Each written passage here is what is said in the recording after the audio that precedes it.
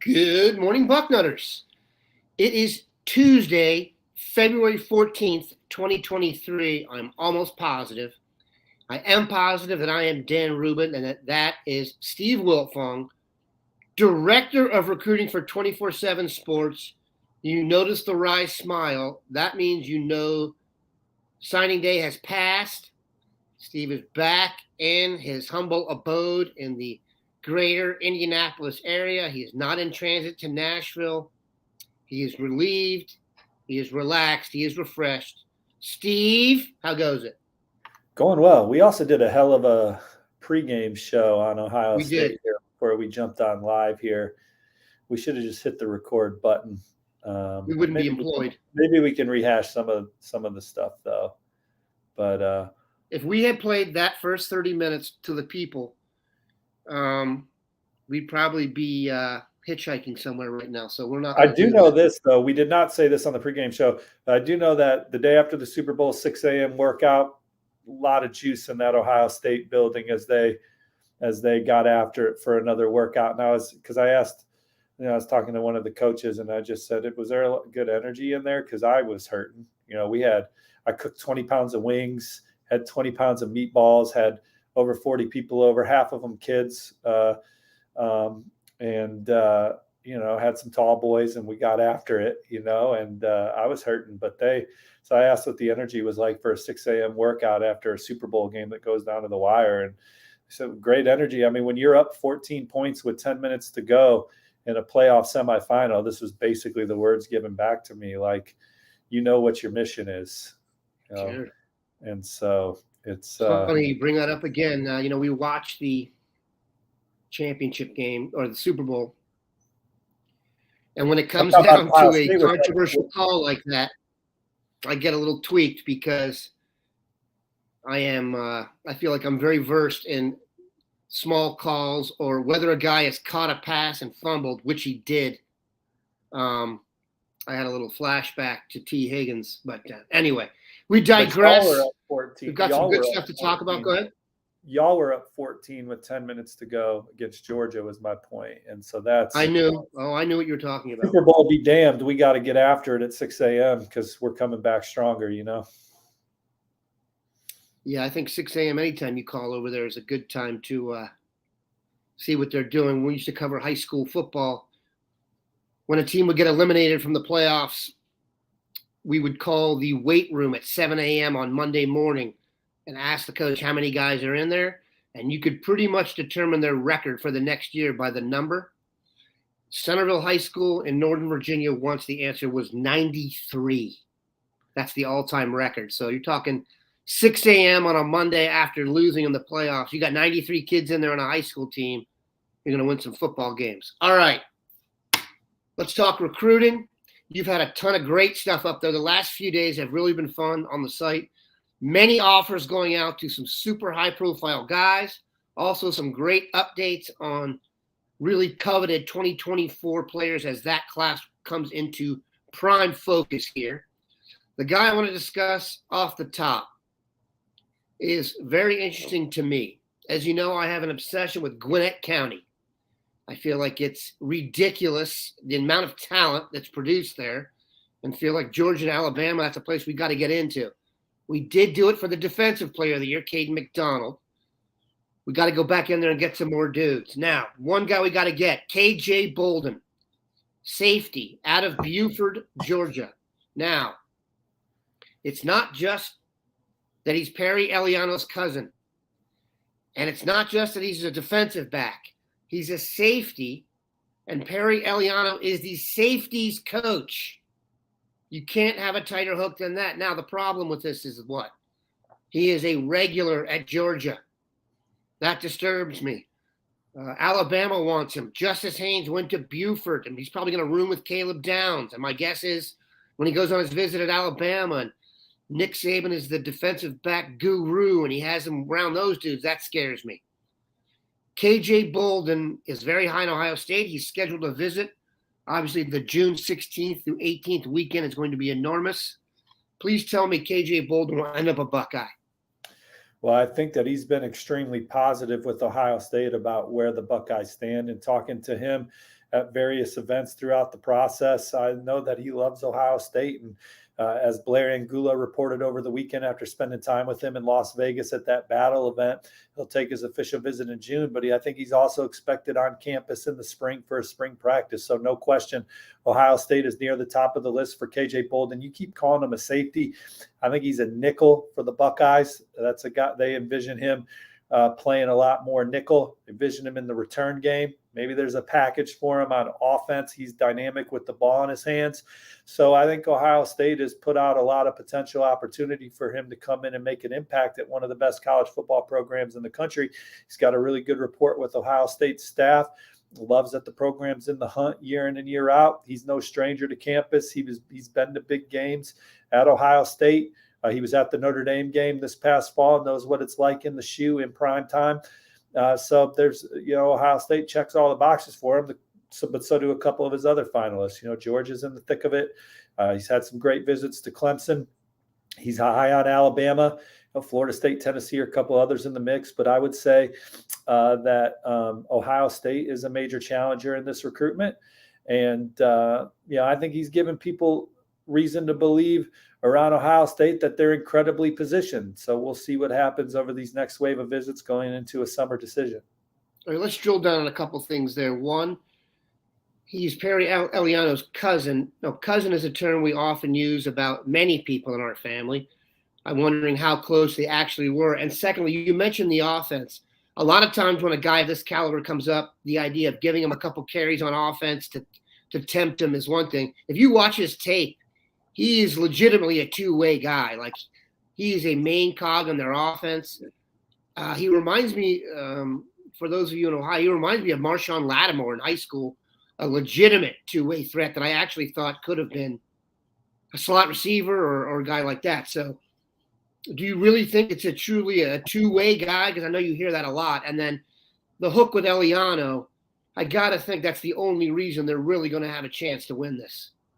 Well, I think Perry Eliano is one of the best recruiters in the country. I think he's, if you guys have heard him talk in interviews or whatnot, he's a very genuine guy that builds meaningful relationships with people.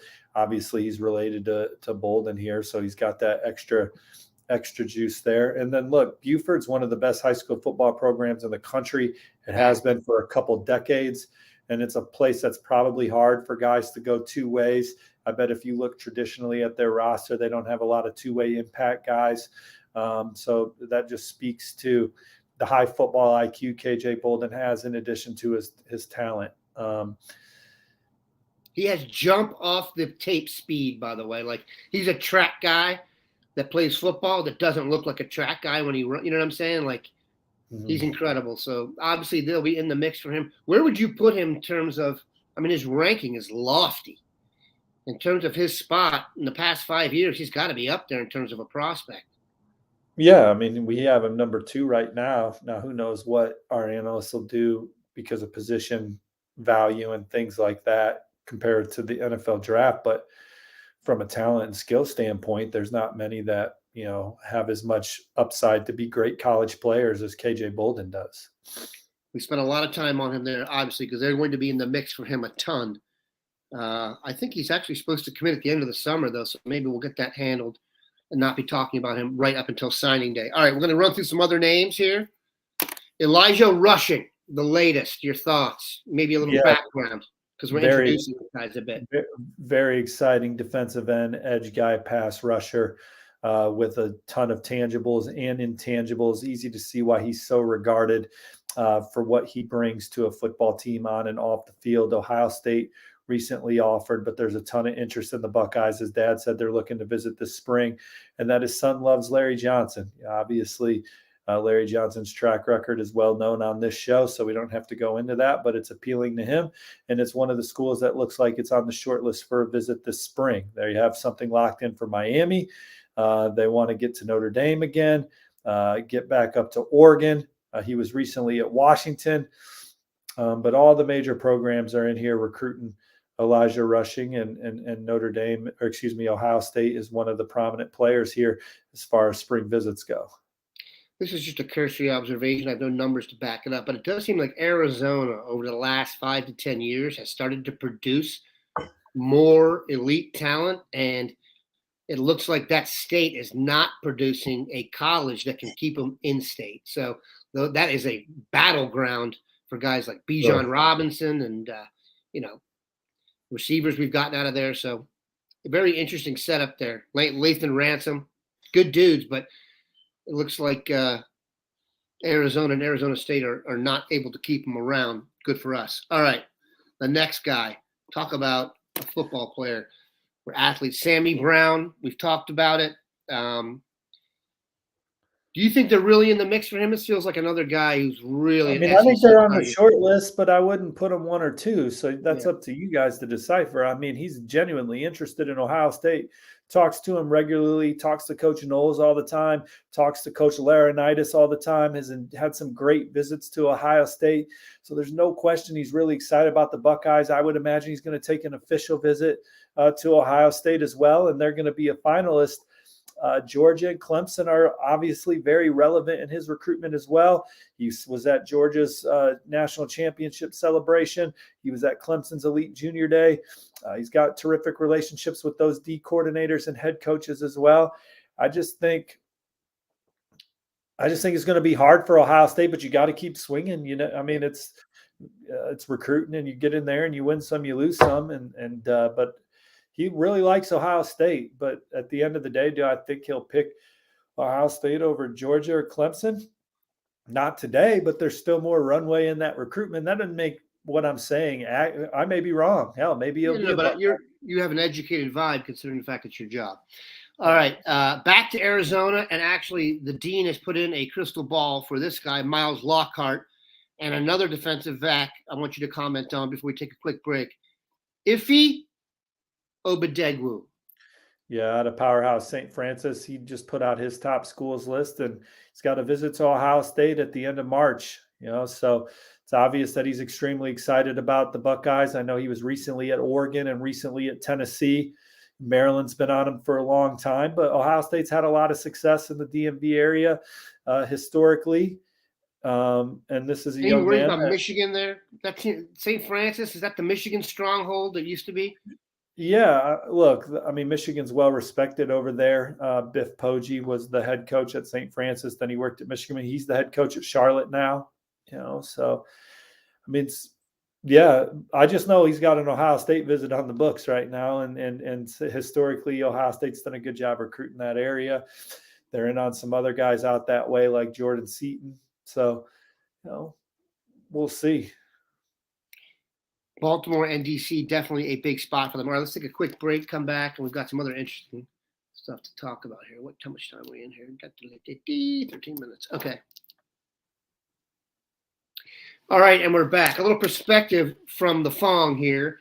Ohio State fans are thrilled that Davison Igbinosin transferred to Ohio State from Ole Miss. We were talking before the show. The decision came down to Ohio State and Michigan. He chose Ohio State. Ironically, I guess a week to 10 days later, Chris Patridge returned to Michigan, and he was the reason Igbinosin chose Ole Miss in the first place out of New Jersey. So hopefully that was a sliding door that closed on Michigan and Ohio State's favor. But you saw Davison and know about him. What do you think Ohio State is getting? You were particularly high on him in high school. Yeah, he's at one point was committed to Rutgers too. He had as a junior, he had over 1,000 yards of total offense and 13 scores, in addition to nearly 100 tackles and a couple interceptions. But just a lot of upside, physically long, rangy guy, elite change of direction ability. Physical football player, just natural on the field on both sides of the ball, that ended up committing to Ole Miss because Chris Partridge did a hell of a job recruiting him from New Jersey, and they played a defensive scheme that he liked. But this is a guy that comes to Ohio State that athletically stacks up. We'll see what happens. Now that he's in there, but I mean, he's a guy that has a ton of upside that I think can continue to give the Buckeyes secondary a boost. Yeah, and this is a really strong transfer, if for no other reason, like you mentioned, his talent, but he's got 2 years to play. So that hurts. I mean, when you talk about losing a transfer, Ole Miss, that hurts. You got a guy who comes in and starts year one and then he boogies. That's a problem. So especially for them where they struggle to get difference makers on defense, and they're kind of they're an offensive team that that one stung in Oxford, and hey, the rich get richer up there in Columbus with another talented guy. We'll shed no tears for our SEC semi-brethren. All right, an interesting guy who I think, depending on how long his recruitment goes, will challenge KJ Bolden and the like for name drops, and that is Cincinnati running back Jordan Marshall. Anytime you have a huge recruit, and I mean huge, out of the state of Cincinnati, it becomes a little more interesting than when the player is elsewhere in the state. The track record Ohio State has in Cincinnati is good, maybe not stellar. And there are some other schools that are really recruiting Jordan Marshall hard, really hard. Wisconsin and Michigan. And you think this is not going to be the slam dunk maybe that the publisher of Bucknuts thinks it is? No, and Tennessee's in there as well for Marshall, who, I mean, a couple of years ago, I would have been like, yeah, he likes Michigan, but but Michigan, they got a track record now, right? Mm-hmm. 2 straight college football playoffs, 2 Big Ten titles, 2 Joe Moore awards, some running backs that are among the best in college football. And I think that he's really enjoyed his time up there in Ann Arbor, built a really good rapport with that staff. And so, I mean, Michigan, it's been a while. I can't think of the last time they've come into Ohio and beat Ohio State for a guy that they wanted. But it has happened in a lot of listeners' lifetimes here. And I think that this could be one where Michigan can come into Ohio and win. Now, Ohio State is certainly very high on his list, and he really likes the Buckeyes as well and has had some great experiences there. I don't know if there's a program recruiting him harder than Wisconsin. That's a relationship that carries over from their time when they were at Cincinnati, and they've already gotten him up to Madison. And then certainly Tennessee, we've seen what they're capable of on the recruiting trail for guys that they prioritize right now. But Jordan Marshall is not a recruitment where it's a program that you have to kiss his ass to get him. Like he is not high maintenance. He's identified the schools he likes, and he's on a mission, and so he's looking at programs that have track records, not programs that, it's not some recruitments come down to, I had the best relationship. I think for Jordan Marshall, he's making a decision based on where he can be the most successful for people that he likes being around. And so those schools have all shown that. I think that Michigan has some momentum in this recruitment, and we'll see what happens during the next wave of visits. No pressure, Ohio State staff, but Jordan Marshall is a must get. Ohio State's in on a lot of running backs, and I'll say this: I know there is no must get recruit for programs that are in the college football playoff hunt year in and year out, as long as you keep maintaining the standard of talent that you're bringing in. And I understand it's easy to say this is the top running back in the Midwest and he's in our state, so he's a must get. But if you turn around and get like a James Peoples or someone that we're not even talking about, it's all about who you actually get and then what you do with them when they come. And so I just wouldn't hold the home team on this show hostage on a recruit. Now they're trying like hell to get him, and he's high on the board, but Ohio State's got a lot of running back offers out too now. They're not. So we'll see. We'll see what happens. I wouldn't deem anyone must get. It's kind of like Georgia. It's like they got to get Dylan Raiola because they didn't sign anyone last year. It's like, well, damn it, they won two. Excuse me for that. I'm sorry I said that, but they won 2 national titles in a row. No one's must get for the Georgia Bulldogs right now. No one's must get for Ohio State. If Dylan Raiola lived in Gwinnett County, I think he'd be a must get. That's my only vibe here. I hear what you're saying, and I empathize, but agree to disagree. I think if you're Ohio State and you have Jordan, I mean, I'm trying to think back the last time an Ohio back has been this coveted. But you got to get the guys in Ohio. You just got to continue to get really good players. That's James all. Peoples, by the way, you mentioned, is fantastic. I mean, the running backs Ohio State goes after, anyone they offer, if you go watch their tape, it's ridiculous. You know what I'm saying? They're the running back in town that everybody wants. But sure. And Mark Fletcher's recruitment goes sideways on Ohio State, but that all of a sudden, that was a recruitment that they had no chance to win. Some guy like Ohio State's recruiting in a bucket, and sometimes all the elite running backs aren't in that bucket that you recruit from. They're in a different bucket that other schools are recruiting from. But look, they're in on the right guys every year. You win some, you lose some, but they have a very talented.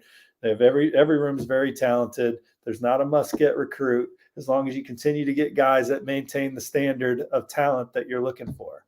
If you have to keep going to your plan Bs and your plan Cs year in and year out, you're eventually not going to be in the mix to win 13 or 14 games. So you got to hit on your A-listers. Here's what we do know. We need running backs. Lots of them, because we all watched the playoff and Ohio State was down to guys who entered camp that I would have predicted would have had about 5 or 10 carries all season. So we appreciate the Fong stopping by. Have a good one, Bucknutters. Take care, y'all. See you on the front row.